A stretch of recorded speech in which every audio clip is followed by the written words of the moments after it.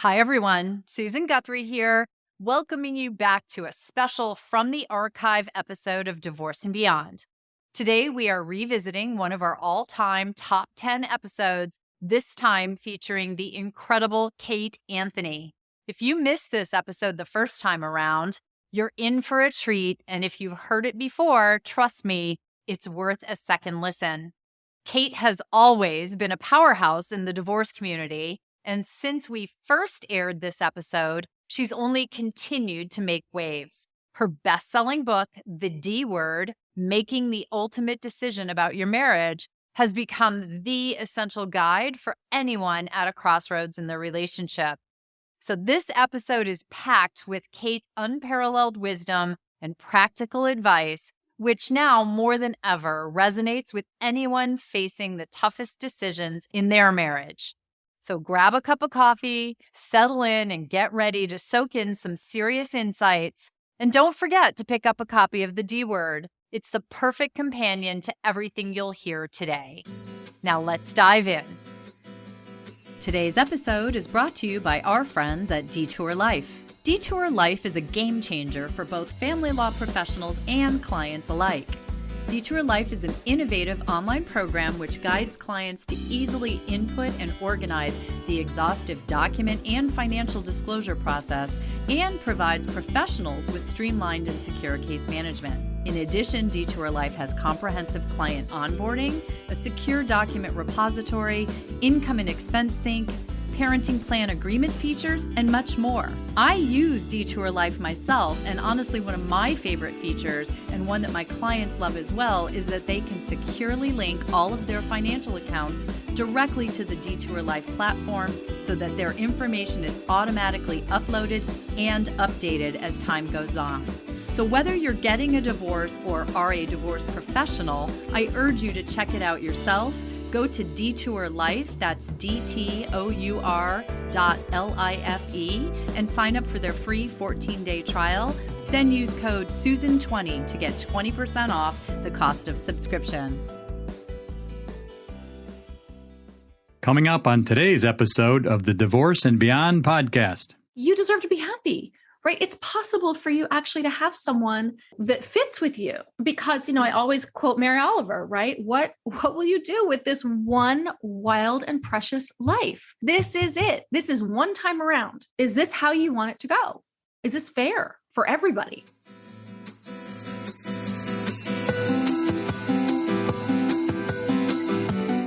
Hello, and welcome to the Divorce and Beyond podcast.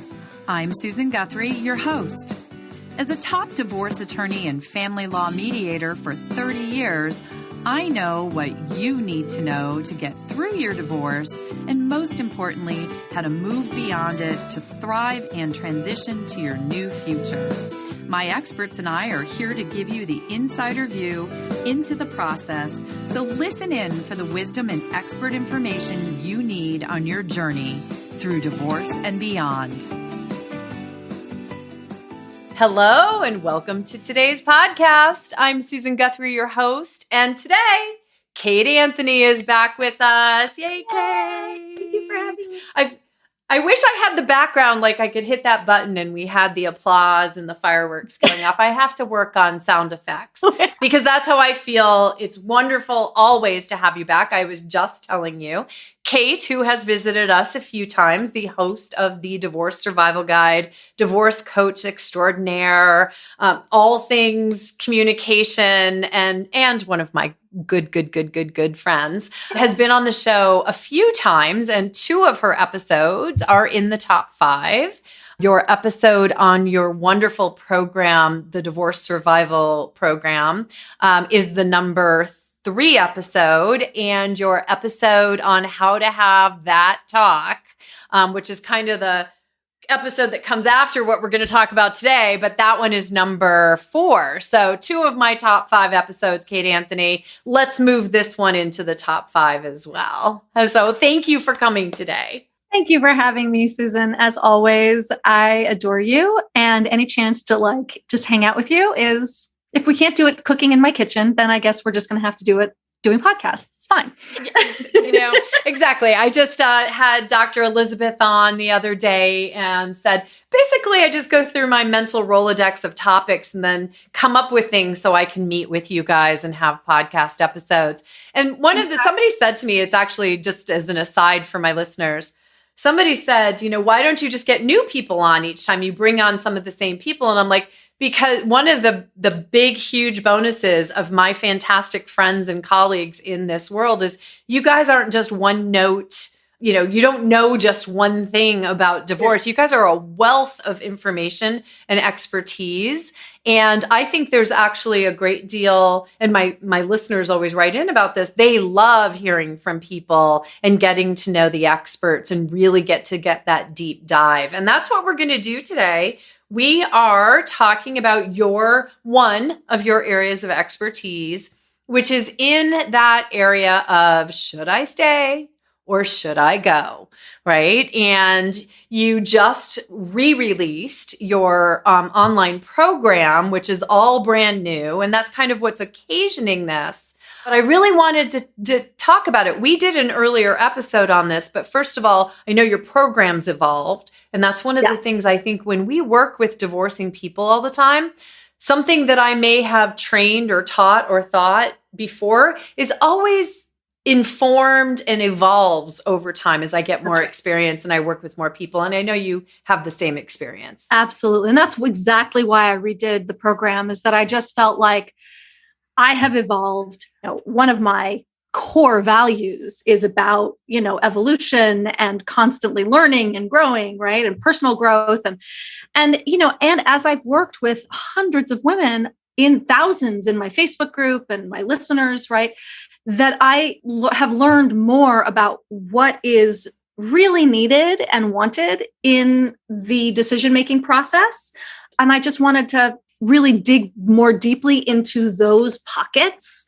And it was a really long and dense and intense program. And I feel like at this juncture, people probably need a little bit more like specificity and less, just like a little bit more laser focus. And so that's what I tried to do with revamping the program. And I want to just highlight something that you were just saying, because I know, one of the hallmarks of a really good professional is somebody who is never done learning, who never thinks they know it all, and who is always looking to know more. And I happen to know you just took a really intensive domestic violence training, and you're actually taking our Mostyn Guthrie co-parenting specialist training we were just talking about. So you're a perfect example of what I tell people to look for in a professional, is someone who is constantly looking for more tools, skills, strategies, and knowledge to help the people that they're working with. And that's exactly right. As I went through this 40-hour domestic violence advocacy training program, I learned so much. I mean, I've been working around this for so long. There's a lot that I did know, but so much that I didn't know. And I was really tired of referring people to their local advocacy groups that are completely overrun and overwhelmed and, don't have space. Like I was just like, all right, I need to be able to actually tell people what to do specifically. So that is why I did that. And so, yes, the abuse section, there is an abuse section in the new program, obviously. It is much more, I think it's a little bit more robust, sadly, because I have found over the 3 years since the program was first created, that there's more of a need for that than I ever anticipated. I think that's one of the saddest things that I've discovered as a practitioner. I've always had because I lived in a place that was relatively high net worth, people are always like, oh, well, you never have dealt with a lot of domestic violence, Susan. You had all, these uber wealthy people and celebrity types and I was like, that's not how it works. That is not how domestic violence works. And in many cases, it's actually more insidious in those circumstances. Absolutely. They have the money and the wealth and the celebrity to hide some of these behaviors or get things taken care of that, or put aside that perhaps shouldn't be put aside. So I know what a pervasive issue it is. I also happen to know, as someone who teaches 40-hour training programs, ours is in mediation, just how long 40 hours is when you're diving into one topic. So 40 hours just on domestic violence. I want the listeners and other professionals out there who are listening to hear this. Most DV programs are 6 hours, maybe 9 hours. Every once in a while, you find one that's 12. A 40-hour domestic violence advocacy program is intense and deep. There's a lot there. I personally want to take one myself and just found one, so that I'll be taking one as well. But so much to know, and not enough even in 40 hours, right? No, I mean, and it's so fascinating because you're so right. I mean, we did an hour. Like, I love the scheduling of this. Was that our second day was a Saturday morning at 8 a.m. We began with 2 hours on human trafficking. And I was like, oh my God, really? Because I think I'm going to need more coffee. I was just going to say, that is not a topic for pre-coffee. No. Yeah. And 2 hours is not enough. You could do 40 hours on. You could do 40 hours on human. Yeah, absolutely. And, the surprising fact of that is that that the US has the highest rate of human trafficking in the entire world. And we think of human trafficking as a issue that happens in mostly Asian countries, right? Like we have this image of it. Nope. It's all here. And why? Because there is a demand for it. Just says something right there about our society, our advanced society in the United States, right?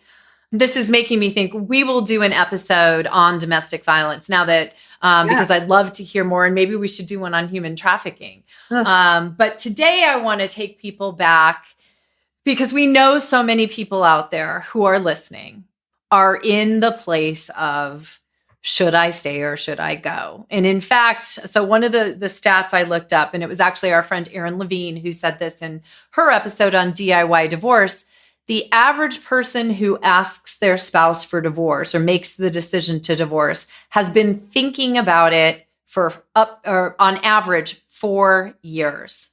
Yeah. 4 years. Yeah. Why, Kate? Why have they been thinking about it for 4 years? Well, mostly because nobody wants to get divorced. Right. Right. And so they've been doing everything they can to try to avoid it. Right. And I don't think that it's not that they've been thinking about it for 4 years. They have been actively trying to avoid it. They've been trying to make anything else possible, whether it's going to individual therapy, whether it's doing couples therapy to really try to heal, whether it's in a lot of my listeners and clients, it's turning themselves inside out to try to be enough for somebody for whom they will never be enough, especially in cases of emotional abuse, right? It's a moving target. You will do the thing that they ask, and then that won't be enough because you're not doing this thing. And then so you're constantly shifting because these things are so insidious, because, in cases of abuse, we don't want the relationship to end. We want the abuse to stop, because if we're dealing with the cycle of violence, right, it takes someone in an abusive relationship up to 7 times before they actually leave, because leaving isn't the hard part. Staying gone is the hard part, because part of the cycle of violence, and it includes emotional violence or financial violence, is the love bombing phase where they promise it'll never happen again. Right. I'm so sorry. Mm-hmm. It'll never happen again. It'll never happen again. And I'm so sorry. And you're right. And I'm trash. And I don't deserve you. Right. And so, there are a million reasons. And I think the primary reason is that nobody wants this. Right. Nobody, people say so-and-so wants to get divorced, or my wife wants to divorce me. No, she doesn't. She would like this to have worked out. Right. Yes. Exactly. Nobody wants to get divorced. You've talked about those cases where we have some sort of abuse, or we have that dynamic of abuse within the relationship. But I know you also see that other end of the spectrum. In fact, I think you just posted something recently on it where, he's not that bad, or he's a good guy. It's not. Somebody just said this. A friend just said this to me the other day. It's not the greatest relationship in the world, but it's not that bad. What proportion of people do you see in that space? So many, so many. And, I break it down a bit because very often women who come to me or are in my Facebook group and stuff who talk about this feel like he's fine. He's not like, he's a good dad. He's a good guy. He's just like, I don't know. I'm just not in love with him. I don't have the feelings anymore and blah, blah, blah. And the first thing I do is say, okay, so tell me, I'll have people say like, he's a really great dad. He just has a really bad temper. And I'm like, okay. So he yells at the kids a lot. So where is the bar, right? Where is the bar for he's a great dad? And for so many of us, it is so low. And it is so low because as a culture, we don't expect, we're like, if they play with them, then they're great. In my mind, if they're cheating on you, if they have a rage or temper problem, if they're destabilizing the foundation of the family, then is that a great dad? Is that really? Is that in your definition of what you're looking for your kids? Right, exactly. So the first thing I do is dig under that. And listen, very often we get under it and it's like, no, he is a great dad. He's a great provider. He's a good human. He's right. Like all of the things I just like, ugh. He's not your human anymore, or maybe never was. Exactly. And maybe you chose him at a different time in your life, which, we all do, right? I mean, I always ask the question, like, if you met him today, would you choose him? Would you marry him? Would you go on a date with him? And 9 times out of 10, they're like, ew, God, no. Oh, no. And then it's like, okay. And then I think of people like you. If you met your husband today, would you go on a date with him? Like, absolutely. Yeah. Right? Absolutely. And I'd laugh a lot, which is exactly what hooked me the first time. Exactly. And you guys are still so in love. And like, you've been together for how long now? Almost 20 years. And you've gone through raising triplets and, step parenting and like all of the things. It's not like you guys have been on like this golden path, right? It has been riddled with stuff. And you still actively choose each other every single day because you really, really like each other. Yeah. Right. Yeah. And you love each other. You love each other, but you really like each other too. So that's out there, folks, if that's what you're looking for. So is that something you tell people to weigh an okay relationship again? Not mine in particular, but just is that something that you might want to consider? Well, we do talk about, do you like this person? Right? When they say like, I don't want to leave him because I love him. And I'm like, okay, tell me all the things you love about him, and often it's like, like, all right. Right. Because these are the things that we've been trained and conditioned to say, as opposed to the things that we actually really feel. Yeah. And so, and if it's like, he's a really good guy and he's a genuinely great guy, and I am just not like turned on by him, then we're going to get into, okay, is it because of your, like, what is your attachment, style? How are you conditioned from birth, from childhood to attach? Are you, we're in high school, were you dating all the bad guys? Are you more sort of emotionally drawn to and physically drawn to the people who are more standoffish? And here you have this lovely human who's giving you absolutely everything, and you don't know where to put it. You don't have a slot for that because that's your work. So we're going to do your work first, and we're going to look at healing that stuff and those attachment wounds to determine whether this person actually, there is a slot. We can create a slot for that. And then sometimes it's like, I really I really can't. I've tried everything and I really can't. In that case, I say to people, you deserve to be happy, right? It's possible for you actually to have someone that fits with you, because, I always quote Mary Oliver, right? What will you do with this one wild and precious life? This is it. This is one time around. Is this how you want it to go? Is this fair for everybody? I was just going to say, don't they want that as well? What are you giving them? That's exactly the other thing that I say. I say, you don't want to break his heart, right? And I'm speaking because I work mostly with women, right? Mm-hmm. You don't want to break his heart, but doesn't he deserve to be loved in the most genuine and passionate way? You keeping him in this marriage is keeping him from having that for himself. And if you really love him and you really care, then isn't the kindest thing to let him go so that he can find that too? I mean, that's a significant thought. It can be hard to get across to the person that you're talking to when you're trying to tell them that you're being kind to them by leaving them. But you just mentioned that you work mostly with women, and we've talked about that. There are a variety of reasons for that. But we also know just statistically that when divorces are filed, it's usually filed by a woman, or when the decision to get divorced is made, it's usually statistically just more often a woman in the relationship. And this would be heterosexual relationships. Why do you think that is? I know why I think it is, but I'm just curious why you think that is. Well, I think there are two reasons. I think one of them is your reason too. Probably mine. Yeah. Is that like, we do all the fucking work, right? We do all the fucking paperwork, right? So it's like, well, it's like we do all the labor, right? So like, he's not filing, even if he wants it, right? He's not filing, he's not doing it. All right, I guess I'll do it. Yes, I got to do that too. I got to do that too, right? And a lot of the women I work with are like, really? Do I have to do that too? And I'm like, yeah. And this will be the last time. Like, just do at least for that person. At least, right, exactly.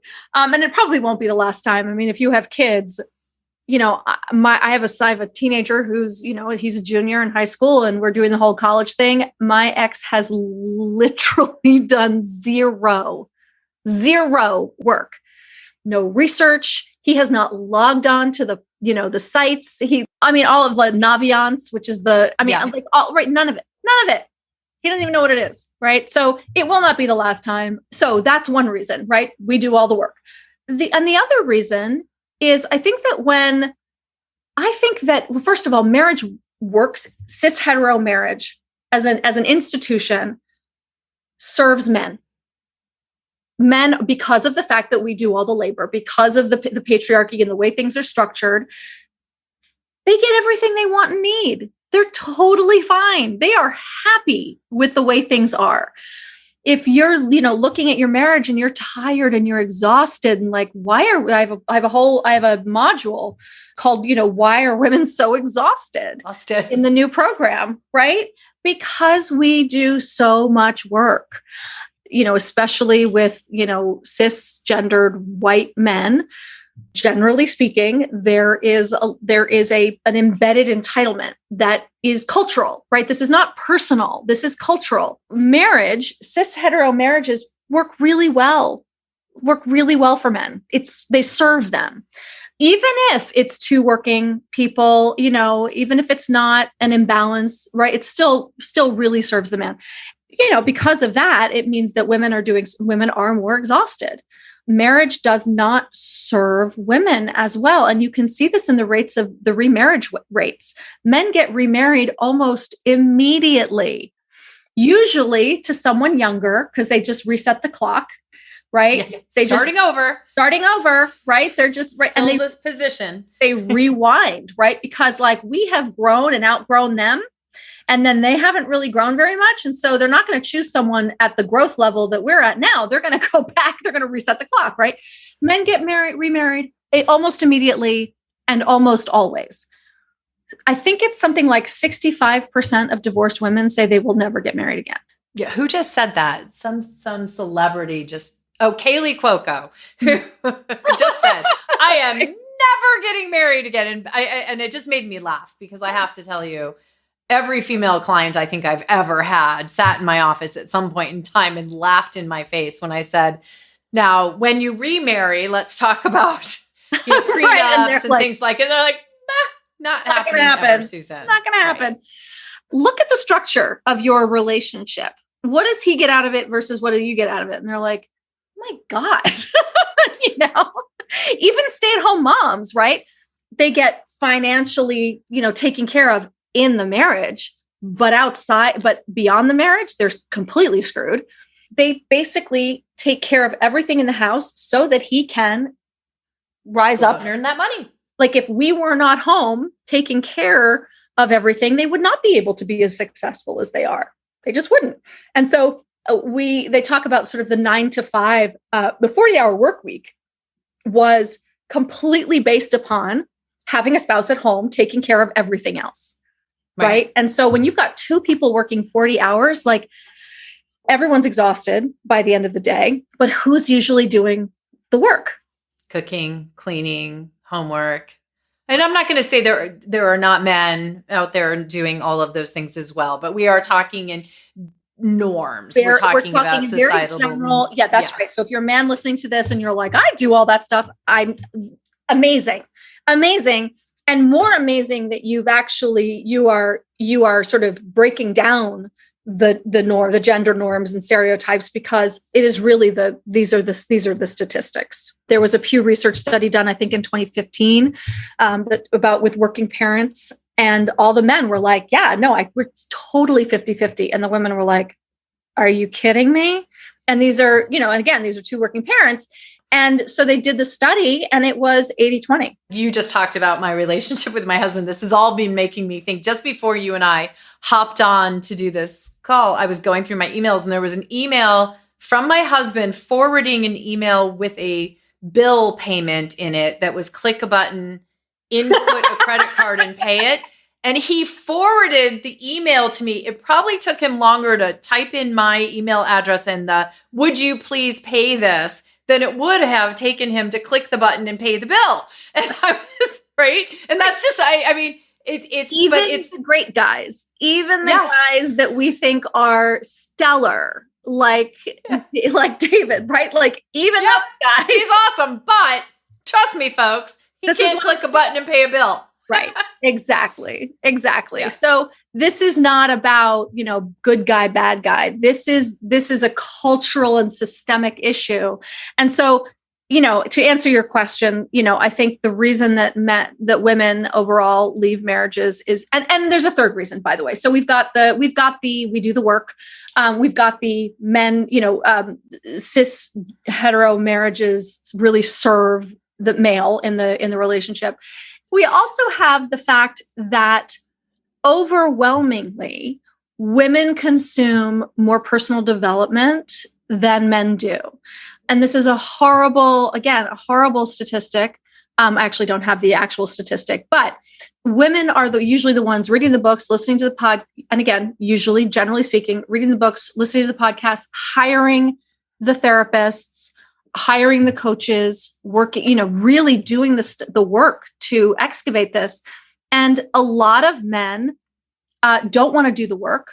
And again, this is not men's fault. This is because we've been raised in a society that says that, men who do this work are pussies, or, that men are not really allowed to have access to their feelings, and if they have access to their feelings, they're pussies, they're gay, they're like all of the things, right? And so we still have this toxicity around this in our culture. Very often you will have a wife saying, we need therapy, and a man being like, I'm good. You want to go to therapy, go for it, but I'm not interested. You knew who I was when you married me. I'm still the same guy I was 20 years ago, as if that's a good thing. Yeah, I was just going to say. No one's debating that. That is why we need to go to therapy. That's the problem. Yeah. Right. Thank you for defining the issues. Exactly. Dr. Elizabeth, I just want to mention, Dr. Elizabeth and I did an entire episode on toxic masculinity.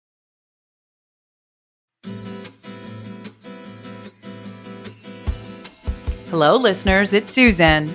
There's a reason why I have so many authors on the Divorce and Beyond podcast. It's because I believe reading is one of the best ways you can educate yourself on everything to expect and that you're going to go through on your journey through divorce and beyond. So go to the Beyond Reading page on the website to find some of my top recommendations, including the books from all of our authors. And you'll also find some books from some upcoming guests. So go check them out to help you on your journey through divorce and beyond. Stay tuned for more from Kate Anthony as we explore how you know it's actually over, finding out if you should stay or if you should go. But when women are done, we're done. And there's really nothing that'll pull us back. And so it's very common. I see it all the time where men are suddenly like, whoa, wait. Okay, I'll do anything. You want to go to therapy? Like, hold on, wait, whoa. And it's like, I've been saying this for years. If you're enjoying this episode, check out last week's show with filmmaker Ginger Gentile, who shares her insights on parental alienation from her own experience in her impactful film, Erasing Family. This is incredibly tough. It's like mourning a child who's still alive, but there is hope. And having hope and fighting for your kid does not always mean staying in a court case or hiring more lawyers. And for many parents, you can still fight for your kid. You can still reconnect with your kid. And maybe the courts aren't available or they're not the best option. And now we return to today's show.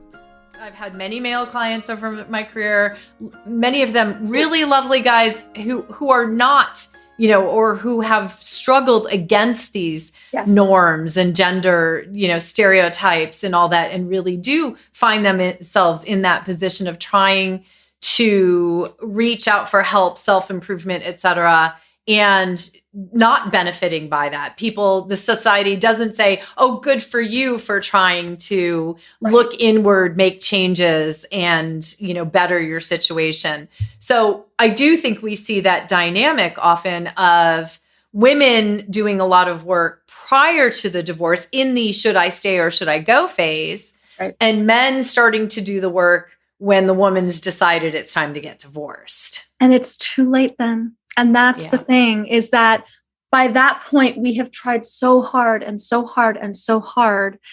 But when women are done, we're done. And there's really nothing that'll pull us back. And so it's very common. I see it all the time where men are suddenly like, whoa, wait.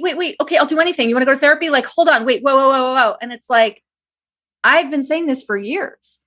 And they're always blindsided, by the way, always. And unfortunately, it should not be a shock to them, but they just haven't been able to hear it for whatever reason. By that point, it's too late. What I encourage people who are in that position is men who are like, oh, wait, I'll do anything. Do it. Do it anyway. Don't do it just to get her back. Do it because there is work for you to be done. And it is horrible, gross, painful, awful work. And the benefits on the other side are just unbelievable.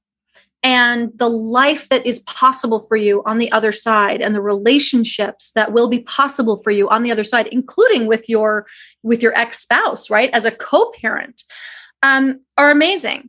And look, maybe someday down the road, you might win her back. I have heard stories, right? Sure. So, but do it for yourself because it's important. We all need to be doing this stuff. We all do. None of us gets by without trauma. None of us.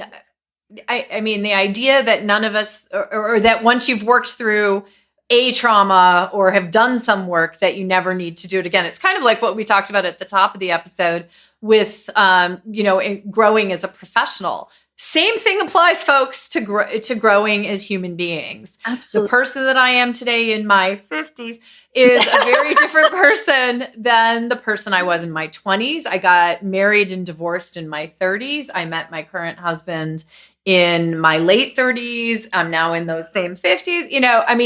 We're continuing to grow and to change and to evolve. And, as Mary Oliver said, that we get one shot at this. And so the should I stay or should I go there's value in that time and in that struggle for everyone. Absolutely. And that's the one thing I think, and one thing that I know about your program and I know about you is that in the program, if that's where you are and you go to the program, there's value in going through the program, whichever way that it comes out, because it is not focused on fixing the relationship or ending the relationship. Kate, by the way, Kate Anthony does not have a vested interest in you ending your marriage. That's not the point. Not at all. So if you're going to work it out, but it is a program that's going to help you work on you. That's right. That's exactly right. Thank you for saying that, Susan. People say like, oh, you're pro-divorce. I'm like, no, I'm not. I am pro-healthy, happy relationships. And if you think I'm pro-divorce, then I'm obviously like triggering something in you. Right? You might need to do some work. There's probably like a power and control thing happening that I am disrupting that you're not happy about. At the end of the course, this new version of the program, I do have 2 tracks. Like, okay, if you're at this point and you're like, actually, I think I really want to save this, I have like a bunch of resources for you. And if you want to go, I have a bunch of resources for you. So you listen, it is absolutely up to you. And you're right. It doesn't focus on the other so much as it focuses on your internal work, because so many people, when they're asking the question, should I stay or should I go? They need strength. They need self-esteem. They need permission. They need inner nurturing. And so much of this program is about that, is about your own personal development to get to a place where you can actively, not codependently, and truly choose from your strongest and highest and most esteemed self. And that's what this is about, right? Because so many of us don't trust our decision-making process, right? And so the program essentially guides you into a place of being able to make a decision that you can trust and that you can really stand by and feel really confident and secure in. Either way. And the value of that, I really want to just drive this home for people, because I have seen people sit across from my desk or sit at my conference table or zoom in on my Zoom screen these days.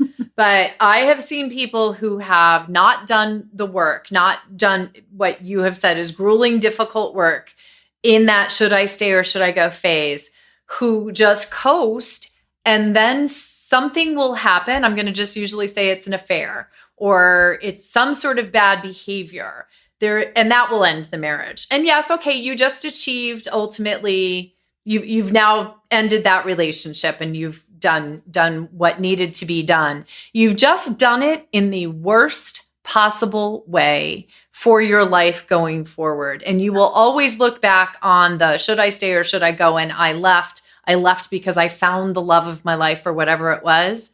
You will never look back on it as what Kate just described as a decision you can trust and made, in your highest self, and knowing that you're honoring yourself and your partner to the best of your ability. There's nothing about ending a relationship in all the bad ways. And I use an affair, but I've seen people end relationships in all different kinds of horrible ways. Yeah. This is, this program and this time in your life is a gift in some ways, in that you can invest the time to know that when you make that decision, you're making it for all the right reasons and in the best way possible, having done the work that needs to be done to make it that way. That's a gift. Absolutely. Like making it with integrity, right? Rather than blowing it up.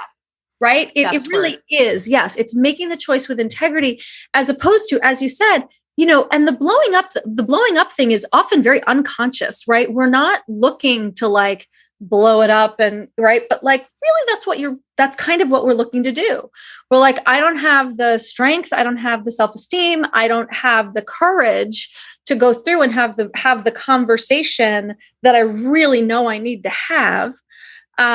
So I'm just going to kind of do this thing over here. And, I've seen it, and I'm sure you have too, hundreds of times, happen to leave my computer screen open with like the chats.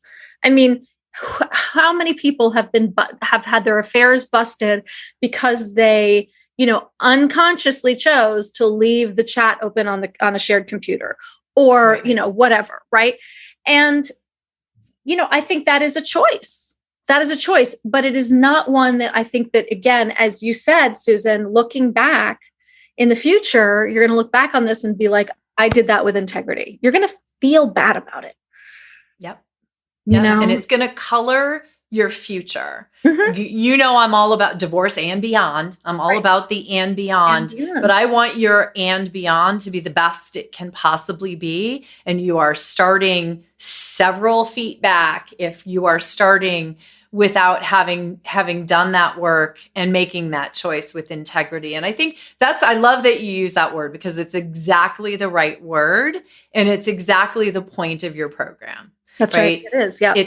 It's there to help people go through this extremely difficult time period of choice and work and decision making and growth and, you know, all the things that you need to do, but it's there to help you do it so that when you look back, you can say, I handled that with integrity. I am moving forward in the best way possible. And then you set the foundation for your beyond with that foundation. And it's just, I'll say it again, it's the gift to yourself, but it's the gift to your ex-spouse, your former spouse. And most importantly, it's the gift to your children. That's right. It truly is. It absolutely is. And, you know, the other thing we talk about all the time is the statistics about, you know, second marriages and third marriages, that the divorce rate is higher for second marriages and third marriages. It just gets worse. It's 68%. I mean, last time we checked, I don't know, 68% for second marriages, and then 74% for third marriages. So it gets worse. And the reason that I believe it gets worse is that people are not doing this work and standing in integrity and really digging in and taking the opportunity to grow through this very difficult decision.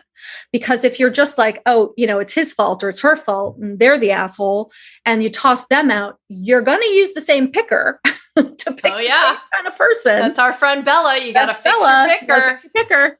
That's right. So it's a very, and it's real. It is 100% real.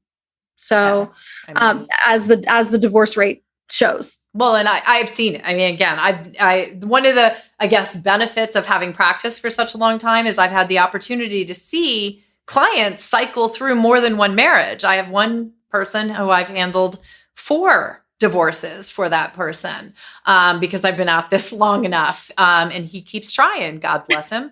But what he's not done is done that work. And so he continues to marry the same person, but younger each time he gets married. But they're very similar people that he's attracted to. People have types. But anyway, I digress. No, but and it's really interesting, right? And I love the fact that he actually keeps coming back to you. Like he has no shame about it. Yeah, no, I'm on his speed dial. He's like, oh, well, I did it again. That's like when my mom quit smoking and she kept going to, I think it was the American Cancer Society. And when she went in, it was like in the 80s, and she went in like the 4th or 5th time. And the person said, you again? And she was like, okay, I'm never coming back. I'm never coming back. And that was the end. That was when she finally quit smoking.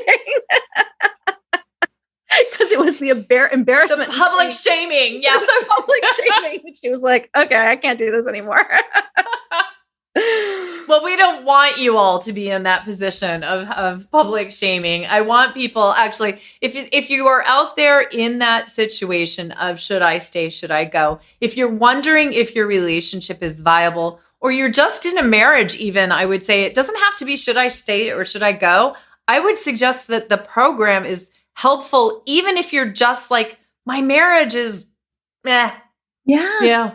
My relationship is Right. And because I also think that some of these systemic issues, when we surface them, right, this module on, you know, why are women so exhausted? I think we surface those problems and we bring them to our spouse and say, these are the statistics, and this is actually how I'm feeling, right? Because we're so exhausted. We don't know why. We're like, what is going on?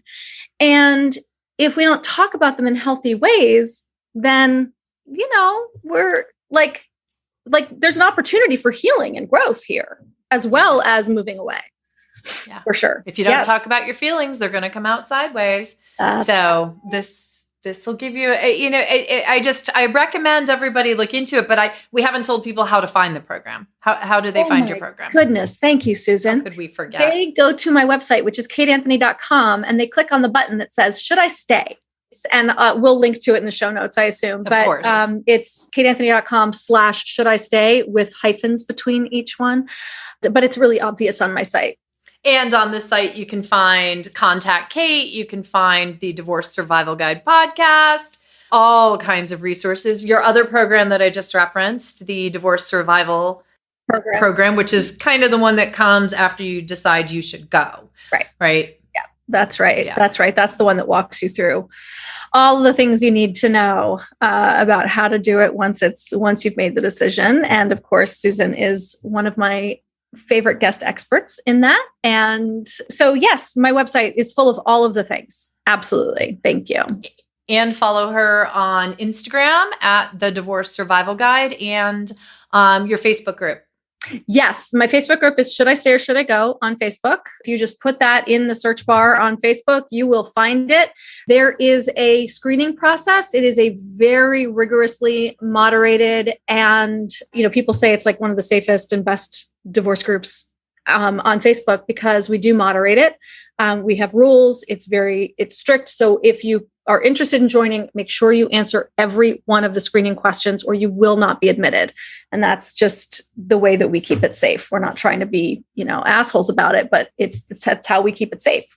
Because we've had, people try to get in that shouldn't be in there. For the wrong reasons. For all the wrong reasons. That's right. Mm-hmm. And my listeners know one of the things, there's a difference between finding a community online that's just going to help you stay stuck where you are and a community that's going to help you grow. And you can grow within a curated community like Kate's, where she and her monitors really stay on top of things to make sure that it doesn't just become a downward spiral of people reinforcing the negative. That's right. There's a great deal of help there. We don't allow ex bashing. We don't allow venting. People are like, I just want to vent. No, it's not. That is not helpful or useful. So we want questions. We want specifics. What are you looking for in this post? What do you need in this post? And Facebook has been rolling out very slowly the option to post anonymously. And we just got that feature, which is wonderful because people are able to, they feel a little bit safer about telling their stories and asking their questions. So, right. Because we do need to be careful on social media as well. Right. So, we do. Kate, as always, that just flew by. Believe it or not, we've been talking for over 45 minutes. It's going to be another wonderful episode.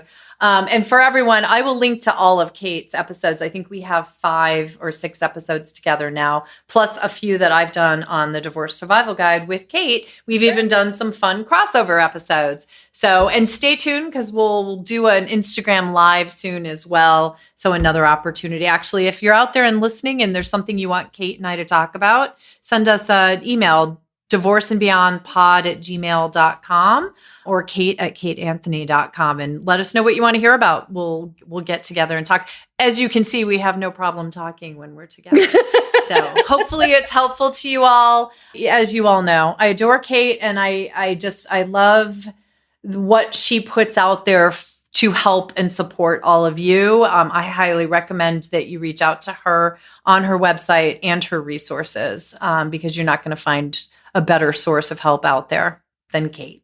I adore you. Thank you so much, Susan. Thank you for having me. You are, I adore you. I adore you. I love talking to you. The love fest. Yes, it is. But we'll come up with another good episode for you all soon. Thanks so much, Kate. Thanks, Susan. Thank you for joining me today on the Divorce and Beyond podcast. I hope you found some information and inspiration to help you on this journey. Please join me every Monday at 6 a.m. Eastern Standard Time for a new episode. And if you like the show, please take the time to subscribe and leave me a 5-star review on iTunes. You can also find more information on the website at divorceandbeyondpod.com, where you'll find links to the YouTube YouTube channel, transcripts of the episodes, and other bonus content. So I'll see you next week to help you move through your divorce and beyond.